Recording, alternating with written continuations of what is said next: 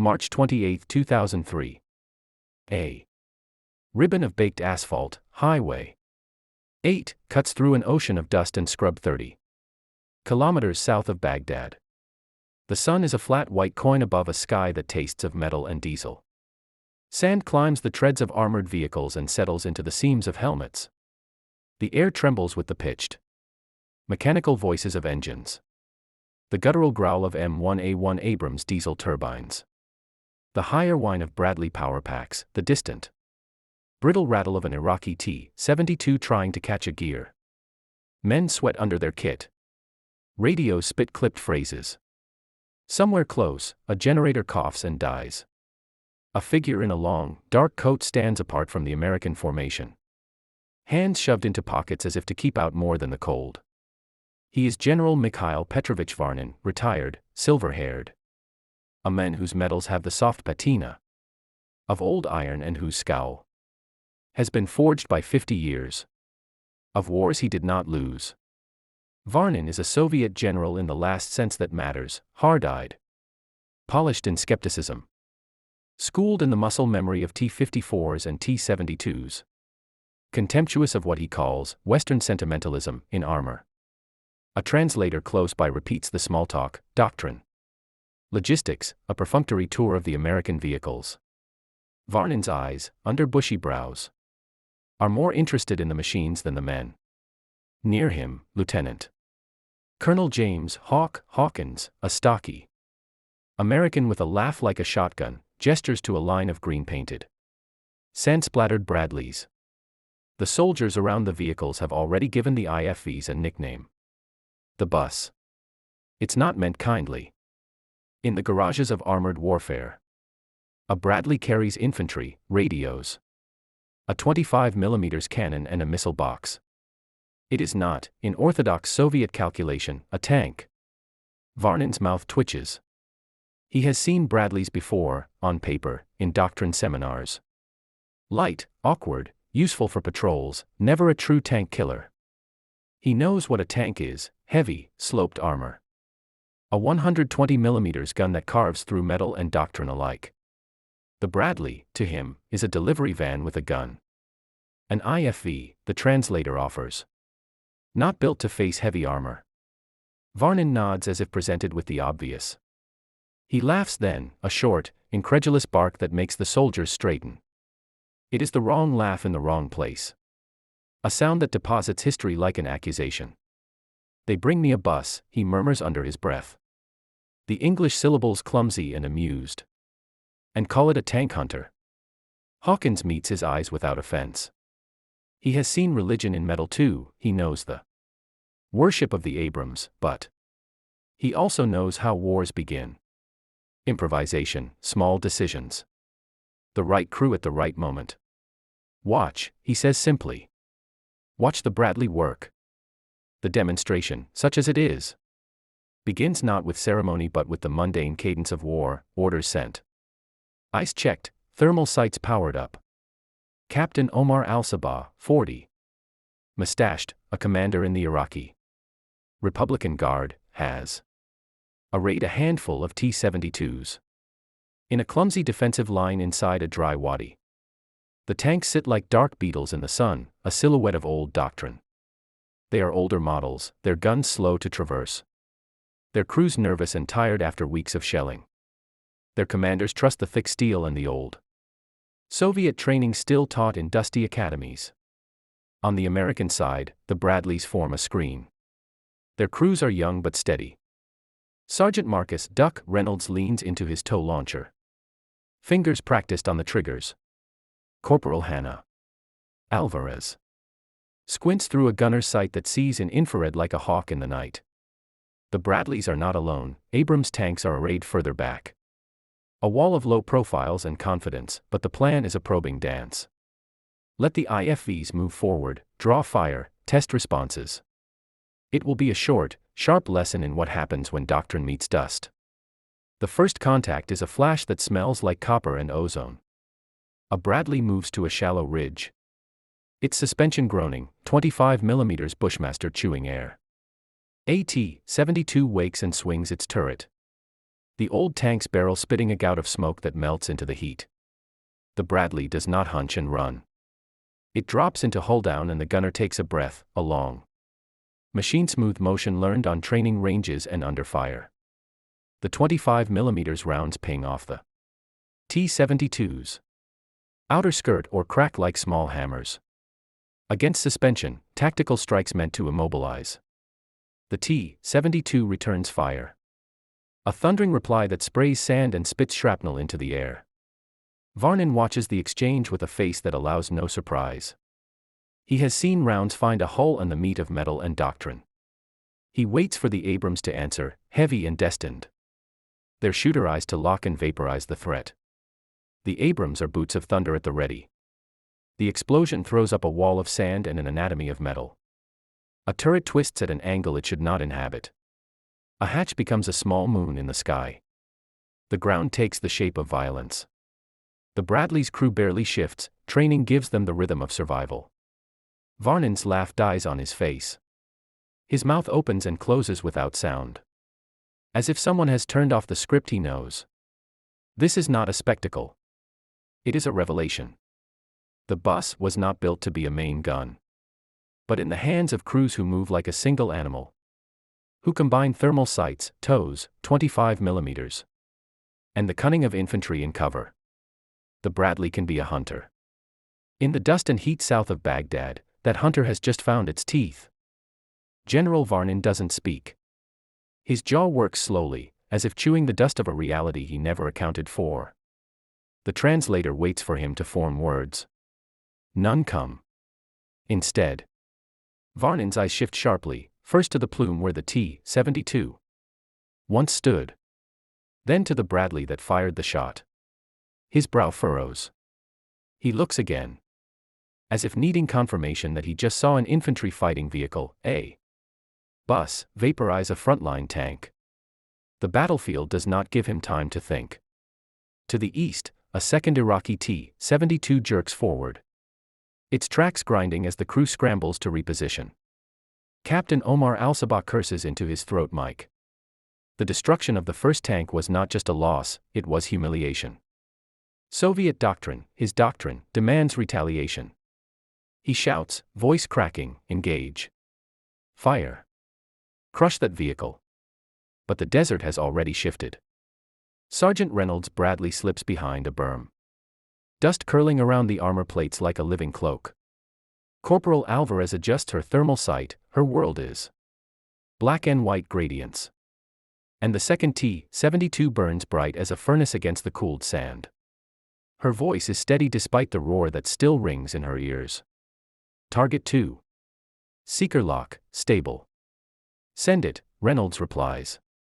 The second tow ignites with a hiss, a thin, angry line of smoke trailing as it arcs toward the tank. In the distance, the Iraqi crew sees the missile too late. A frantic scramble. The turret swings. A shot cracks the air, but the round goes wild. Slamming into a dune and coughing up a useless plume of sand. The missile strikes home. Another explosion tears open the desert floor. Flames bloom from the tank's hatches. Black smoke jetting upward like a signal flare of defeat. Through the rising debris, the silhouette of the Bradley emerges, a small, squared machine wrapped in dust.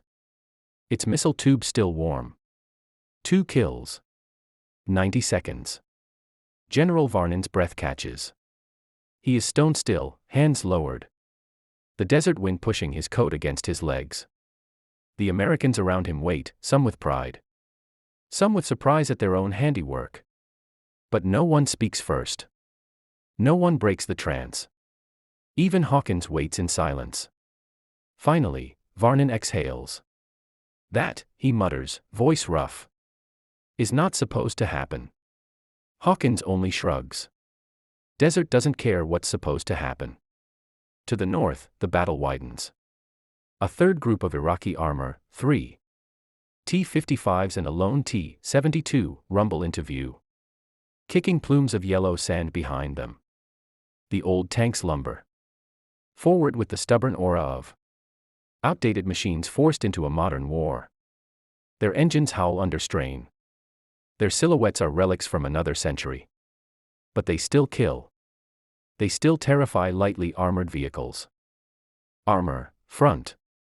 A Bradley commander. The American formation reacts as if wired to the same nerve. Bradleys shift. Abrams engines spool. Infantry duck into cover. Hawkins watches the movement, clean, efficient. Like gears turning inside a single machine. The Abrams are ready now, their 120mm guns already seeking targets. But a crackle over the radio halts them. Let the Bradleys engage first. They're in better position. Another Bradley, Bravo 26. Commanded by Staff Sergeant Leonard Pierce, creeps along the ridge. Its 25mm cannon swivels, the Bushmaster bark splitting the air. High explosive rounds hammer the nearest. T-55. Sparks jump from the tank's glassy plate.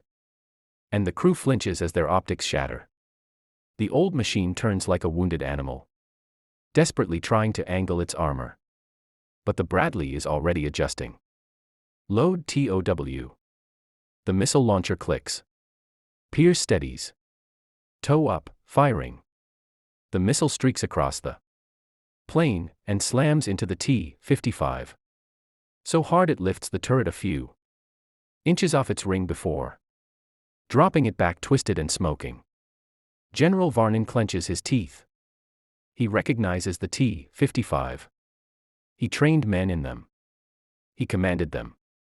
He survived battlefields where such tanks were kings. Now they are prey. The remaining T-72 tries to reverse, track spinning. But a fourth Bradley flanks it from a shallow gully, an angle no Soviet textbook ever accounted for. The American vehicle lunges forward, firing its 25mm in tight, controlled bursts, optics, engine deck, left track. The tank jerks, stutters, stops. Missile ready. Send it. The fourth TOW launches. General Varnin doesn't blink this time. He knows what comes next. The T-72 vanishes in fire. In less than 3 minutes. 4 Bradleys have destroyed 5 Iraqi tanks, more armor kills than the Abrams in this engagement. But the desert still isn't finished. On the far horizon, a larger shape emerges. Wider. Heavier. Meaner. Captain Omar's reserve unit. 7 more T-72s. And they're coming straight toward the Bradleys. Hawkins' radio crackles. All units, stand by for mass armor push. Maintain screen formation. Bradleys forward. Varnin whispers, half to himself. They're sending infantry vehicles. Against that. But Hawkins only nods toward the Bradleys assembling on the ridge. General. You ain't seen nothing yet. General Varnin stiffens. His instinct, of armored doctrine, says one thing clearly: no infantry vehicle survives this. Not 7 tanks. Not head-on.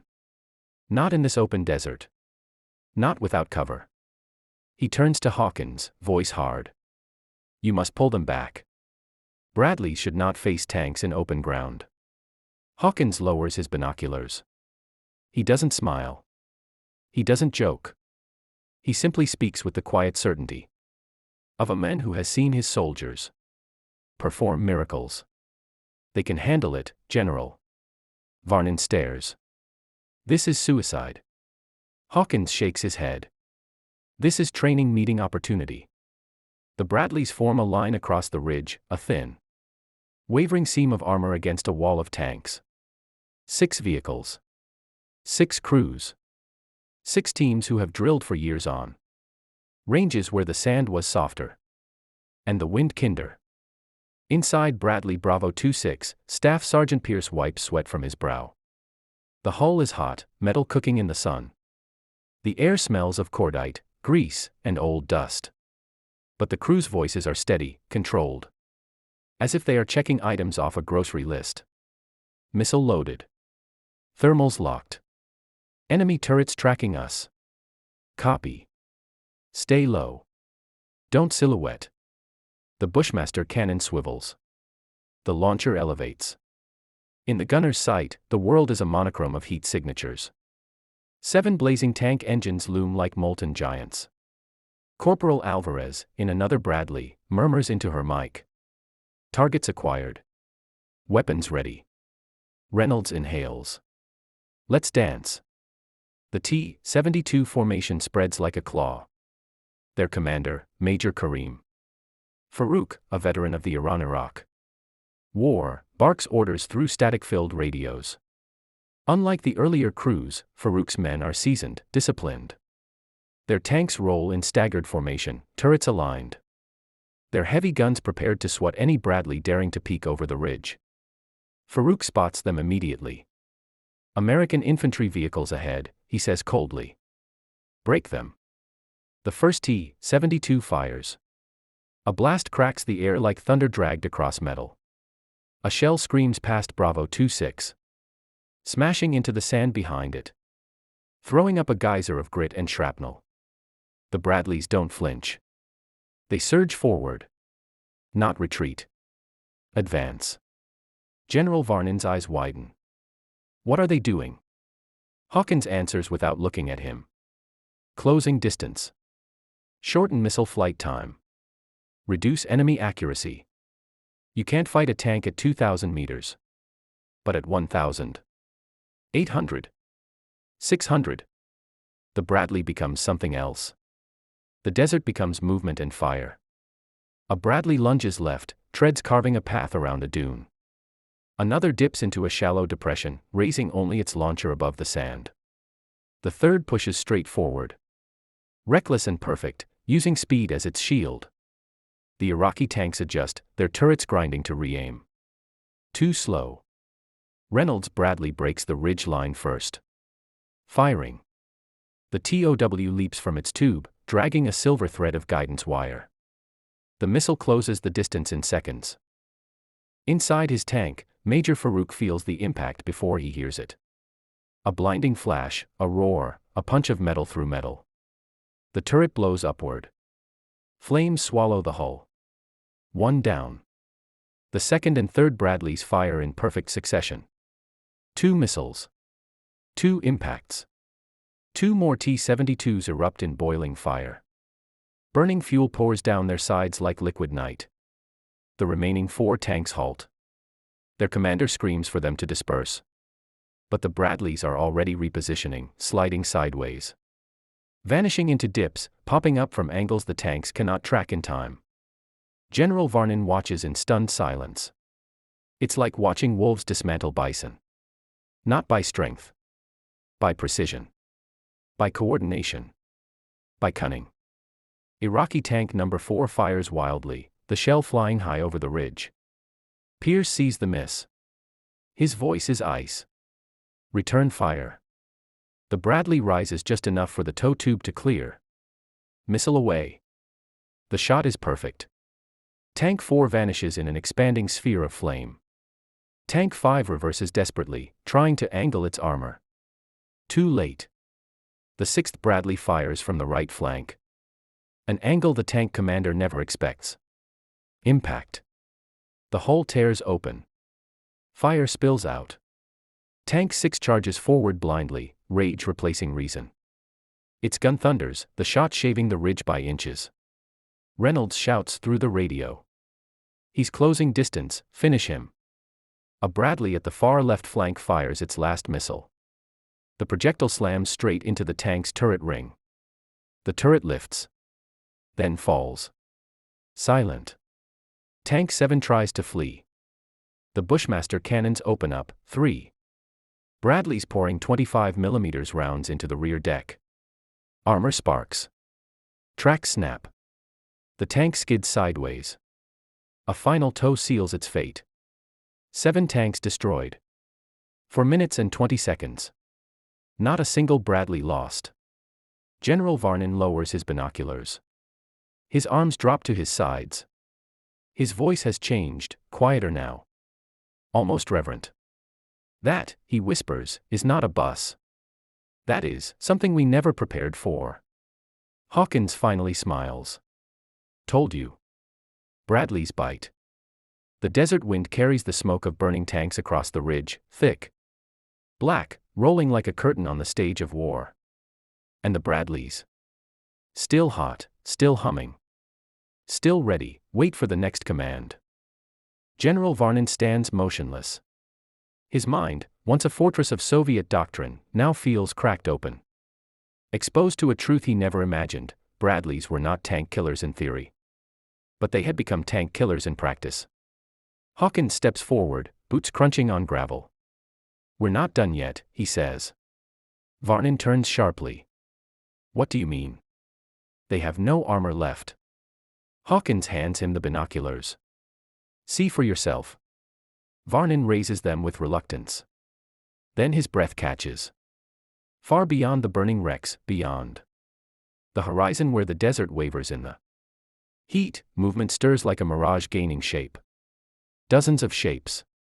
Not tanks. Not infantry trucks. Something far more dangerous. Artillery. Multiple rocket launchers. Armored personnel carriers. An entire Iraqi counterattack battalion advancing in staggered formation rolling toward the Bradleys like a storm. Front made of steel. Inside Bravo 26, the radio bursts to life. "Be advised, enemy mechanized battalion advancing from grid 4 Alpha. Estimated 40+ vehicles. Recommend repositioning immediately." Sergeant Pierce wipes sweat from his face, forcing calm into his breathing. 40. Reynolds replies over the net. "That's half a damn brigade." Pierce keys his mic. Bravo 26 copies. "All Bradleys, fall back to secondary position. Maintain spacing. Thermals active. Let's go." The line of Bradleys begins to peel back from the ridge. Engines roaring, dust clouds billowing behind them. They move fast, not chaotic.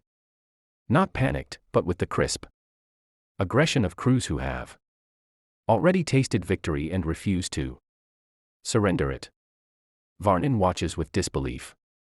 "They are advancing on you with rocket artillery and carriers," he says to Hawkins.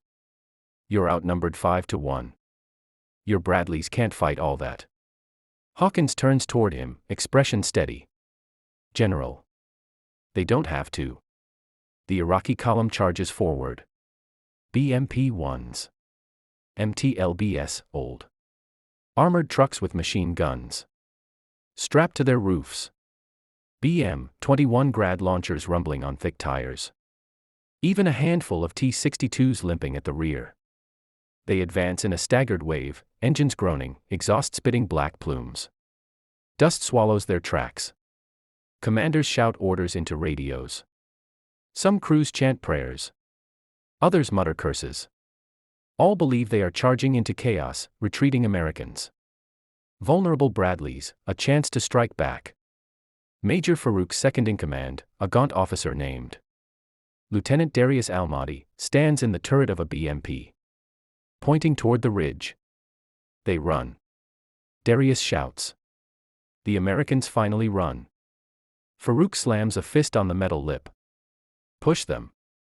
Force them into the open. Crush the buses. The Iraqi battalion accelerates. But they're too late. Because the Bradleys have already reached their chosen ground. A shallow basin sits behind the ridge, a natural bowl of sand and rock with scattered vegetation and broken asphalt. To the untrained eye, it looks like nothing more than usable cover. But to Hawkins, it was perfect. He had chosen this site during mission planning, a kill zone designed with deliberate geometry. A place where Bradley silhouettes would vanish. Where their sight lines would be superior. Where enemy vehicles would funnel into predictable paths.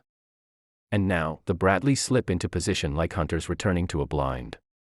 6 Bradleys create a crescent along the basin's edge. Engines idle. Missile tubes elevate. Thermal sights lock. Inside Bravo 26, Alvarez whispers.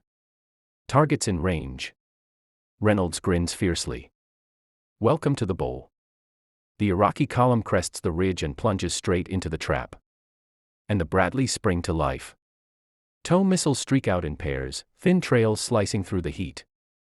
Bushmaster cannons open fire with mechanical fury. He rounds walk across BMP hulls like hammer blows.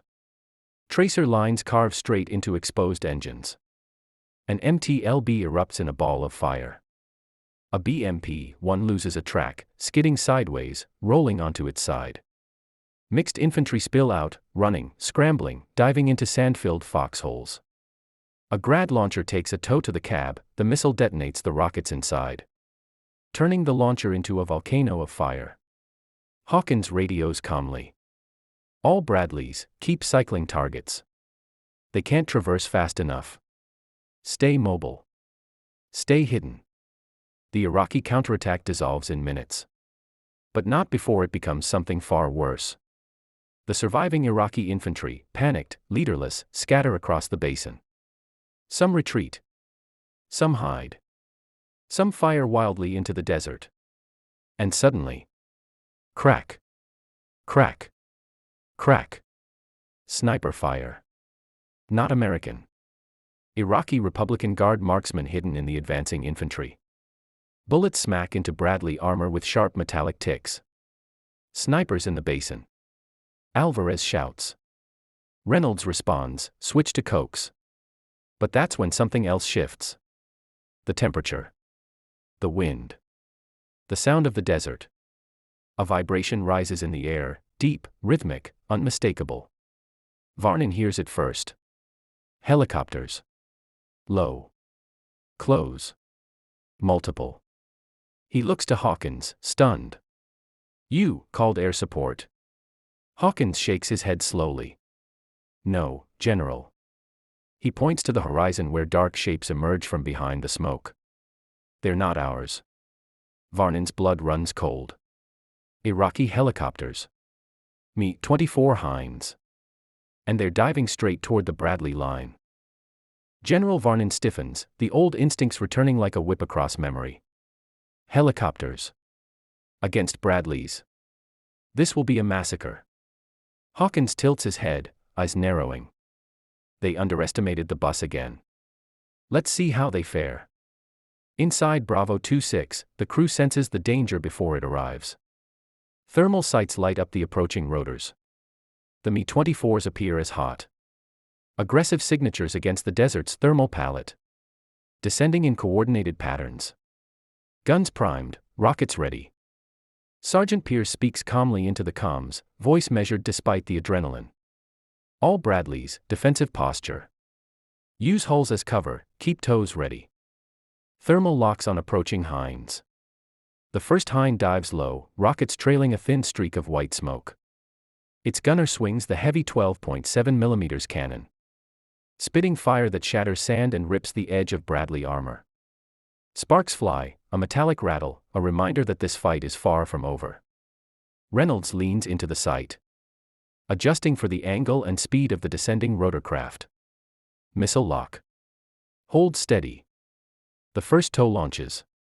The missile curves gracefully through the desert air, catching the Hind mid-dive. The explosion is simultaneous. Precise, metal twists, rotor blades shatter. And fire consumes the first helicopter before it can unleash its payload. General Varnin's lips part in disbelief. It destroyed a Hind with an IFV. Hawkins doesn't answer. He's already scanning the horizon for the next target. The Mi-24s are relentless. The second Hind fires rockets, screaming toward a Bradley positioned behind a ridge. The crew braces as the first explosions scatter sand around them. But the Bradleys are moving, slipping like ghosts between rocks and berms. Corporal Alvarez fires her coaxial gun. Bullets whipping up into the rotor. Wash of the approaching Hind sparks flash across the helicopter's fuselage. The pilot struggles, banking violently, trying to shake off the relentless IFV fire. A second tow streaks out from Bravo 26.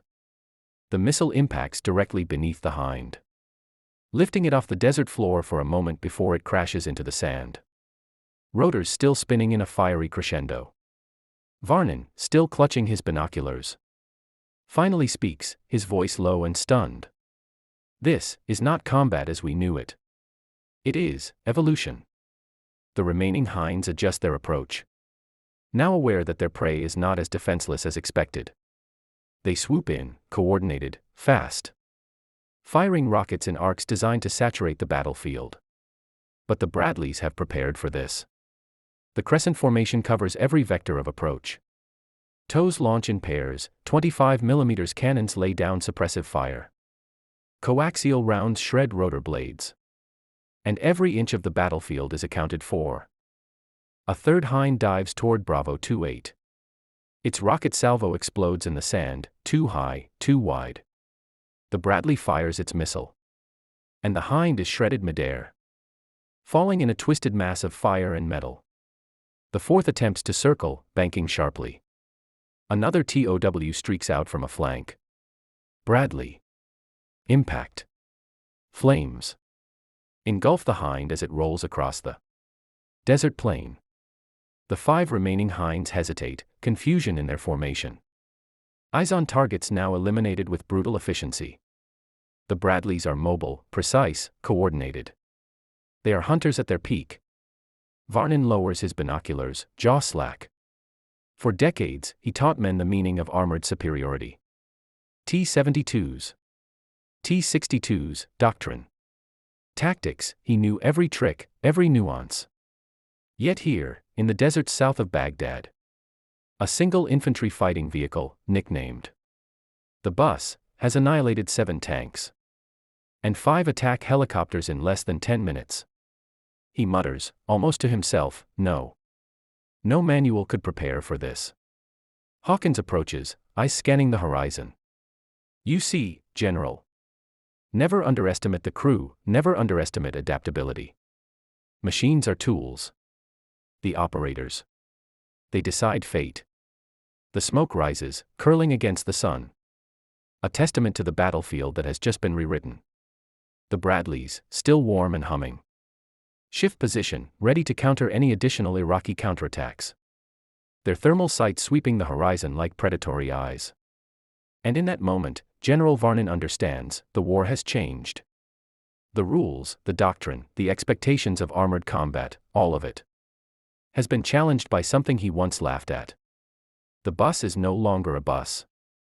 It is a predator. It is a reckoning. General Varnin stands at the edge of the ridge, eyes fixed on the field below. His mind races, replaying every moment, every decision, every shot. For decades, he had taught men the sanctity of armored doctrine, the invulnerability of the tank, the supremacy of heavy steel in open combat. Yet all of it has been upended. In mere minutes. What he once considered sacrilege, an infantry fighting vehicle, has rewritten the rules of engagement. The Bradleys begin regrouping. Crews checking their vehicles. Counting munitions, tending minor damage. The rhythm of survival is methodical, radio checks. Weapon systems diagnostics, engine inspections. No one underestimates what they've just achieved. Each crew member knows that luck played a part, but skill, training, and nerves of steel were the defining factors. In the distance, the remnants of the Iraqi forces regroup. Few survivors staggering from burning wrecks. Many are captured or surrender, their morale shattered, their cohesion gone. The battlefield is littered with the shells of T-72s, twisted hulls of BMPs, and the charred skeletons of Mi-24s. This is not only a tactical victory but a symbolic one. Varnin walks among the wrecks. Each scorched tank and shredded helicopter a lesson he never expected to learn. He stops at a Bradley's side, glancing at the green-painted metal, at the crew inside wiping sweat and grime from their faces. He almost smiles a grim, grudging acknowledgement of mastery. Perhaps, he murmurs, this is evolution in motion. Perhaps doctrine must bend, or it dies. Hawkins nods. Understanding more than words could capture, it's not just the vehicle, General. It's the people in it. And what they can do when given the right tools and trust. The sun begins to sink, casting long shadows across the desert floor. The smoke curls into the sky. And the heat of battle slowly dissipates into the coolness of evening. The Bradleys, still operational, stand as sentinels over the wreckage, their engines hum softly. A lullaby of machines that have proven themselves in fire and fury. Varnin finally turns away, a heavy weight lifting from his chest. His respect is hard-earned. grudgingly given he knows this engagement will be studied, debated, and dissected for decades. An anomaly, a miracle, a rewriting of armored warfare in my lifetime, he says quietly. I have seen men and machines tested. But today I have learned humility. Hawkins claps a hand on Varnin's shoulder. Then you understand. It's never just about the armor, it's about how you use it. Always has been, always will be. As the Bradley crews settle into a temporary defensive perimeter, night begins to fall over the desert. The air cools. The dust settles, and the battlefield becomes a quiet testament to skill, courage, and adaptation. And in the stillness, one truth remains unchallenged: the M2 Bradley, once laughed at as a mere bus, has earned its place in history as a hunter, a destroyer, and a symbol of how ingenuity and bravery can redefine the face of war. General Varnin sits alone atop a ridge, legs dangling over the edge, his gaze fixed on the battlefield below. His mind replays the engagement in meticulous detail, the tactics, the timing, the audacity. A young American Lieutenant Emily Carter approaches him, cautiously, clipboard in hand, trying not to disturb his contemplation. Sir, after action reports are being compiled. Crews were outstanding. You'll see details of how the Bradleys neutralized 7 T-72s and 5 Mi-24s without a single loss. Varnin's lips curl into something resembling a smile, but it carries the weight of reflection, not amusement. I have seen battles, young lady, but never this. These vehicles and these crews, they have redefined expectations. Every principle I taught, every lesson I learned today, it is different.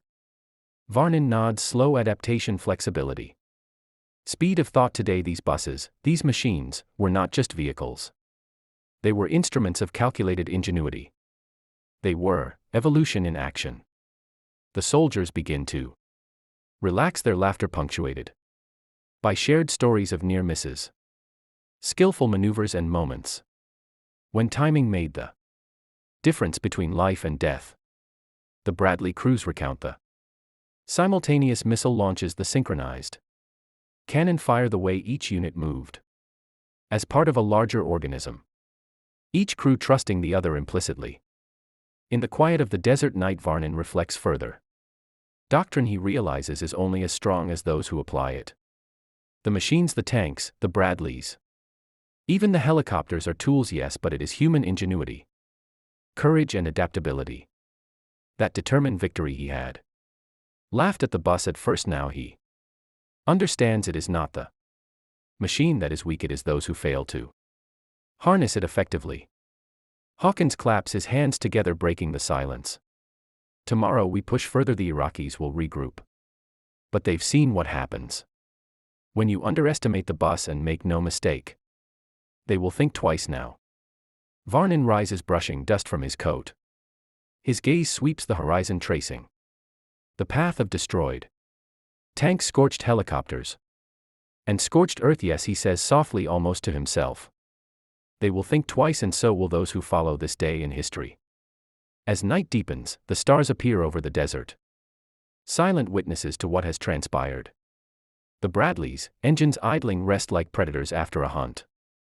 Fires smolder in the distance, the final echoes of a battle that will be studied in military academies for decades to come. Varnin turns to Hawkins one last time before heading back to the command post. You have shown me something remarkable today. Not just firepower, but coordination, trust, adaptability. I will carry this lesson always. Hawkins smiles faintly. That's what the bus does, General. It teaches lessons whether you're ready or not. And with that, the desert falls into silence, leaving behind a battlefield transformed by courage, innovation, and a vehicle once underestimated, now immortalized in the annals of warfare, the M2 Bradley. General Varnin surveys the scene one last time before returning to the forward command post. His mind is no longer cluttered with disbelief. It is cataloging lessons. Doctrine, strategy, and training must evolve. This engagement has proven that flexibility, coordination, and rapid adaptation can outweigh sheer armor and firepower. Hawkins approaches, clipboard in hand noting the positions of vehicles, destroyed enemy assets.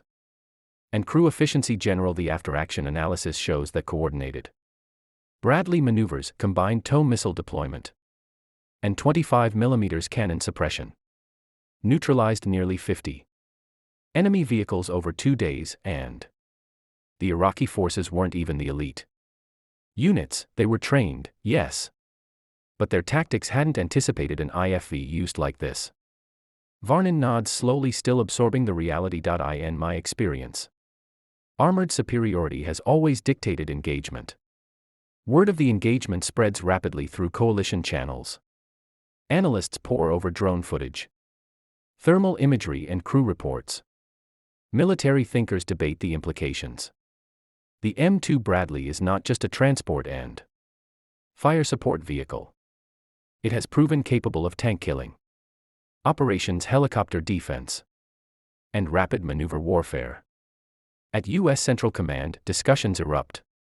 The successful deployment of Bradleys in multiple kill zones forces a reassessment of armored doctrine units, traditionally reserved for infantry support, are now recognized as potent anti-armor platforms when paired with skilled crews and effective strategy. Back in the desert, Bradley crews are debriefed. They speak not of heroism, but of execution, precision, timing, coordination, and discipline.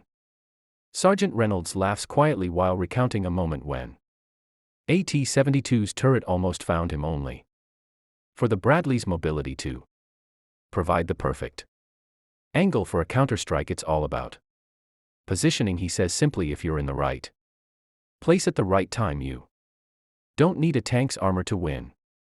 The Iraqi forces, meanwhile, are left to reassess their own strategies. Survivors speak of Bradleys appearing out of nowhere, missiles striking from angles they never imagined, and helicopters destroyed before they could engage. The psychological impact is immediate.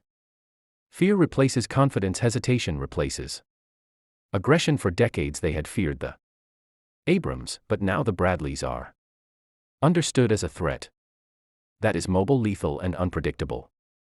Varnin, standing atop a dune overlooking the battlefield, turns to Hawkins one final time. This will be studied, debated, and perhaps even feared in military circles worldwide. The implications are enormous. Hawkins nods, and the lesson is simple: underestimate adaptability, and you pay the price. The bus, it doesn't just transport troops, it changes the battlefield. It changes the war. As the sun climbs higher, the desert breathes in silence once more. The scorched horizon is a testament to innovation, courage, and the deadly efficiency of a vehicle once dismissed, now immortalized in the annals of modern warfare. General Varnin, now back in Moscow, addresses a room of high-ranking officers and armored warfare specialists. His usual stern demeanor is tempered by grudging respect. In my career, I have faced every type of armored assault imaginable. I have believed in the supremacy of tanks. But what I witnessed in the deserts south of Baghdad challenges all prior assumptions. The M2 Bradley, called a bus by those who underestimate it, has proven that speed, precision, and tactical innovation can overcome even the heaviest armor. Doctrine must evolve to accommodate this reality. In the U.S., the Pentagon recognizes the battle as a turning point in mechanized warfare. Medal citations and commendations are awarded, not only for bravery but also for innovation in tactics. Bradley crews are praised for their disciplined execution, coordination, and ability to exploit the vehicle's capabilities fully. Military historians later describe the engagement as the moment the IFV transcended its traditional support role to become a mainstay in anti-armor operations. Captain Omar al-Sabah, who commanded several T-72 units, survives the engagement and later provides detailed accounts. We were prepared for the Abrams, he admits in a debrief. We did not expect the Bradleys. Their speed, coordination, and lethal precision were unlike anything I had trained for. It was not just a battle, it was a new paradigm. The Bradleys themselves gain legendary status. Soldiers nicknamed them the bus, not out of mockery, but out of reverence for their relentless effectiveness. Manuals are updated. Tactical exercises are rewritten. Training emphasizes mobility, coordination, and combined weapon systems over reliance solely on heavy armor. The psychological effect is equally profound. Future Iraqi and coalition units now understand that ignoring the Bradley is a fatal mistake. General Varnin reflects privately, reviewing footage once more. I laughed, he admits softly. I laughed at the bus before I understood it. Today, I will never laugh again. The future of armored warfare has been rewritten. And it carries a lesson for every general, every officer, and every soldier: underestimate the unexpected at your own peril. Hawkins, standing alongside him, watches the sun set over the desert horizon. It's more than a vehicle, he says. It's an idea. And ideas, they're harder to destroy than tanks. The battlefield quiets completely. Only the wind moves across the sand, carrying with it the echoes of explosions, the lessons of fire and steel, and the birth of a new era in mechanized combat. The M2 Bradley, once underestimated and mocked, now stands immortalized, not just as a vehicle, but as a symbol of ingenuity, courage, and the ever-changing face of war.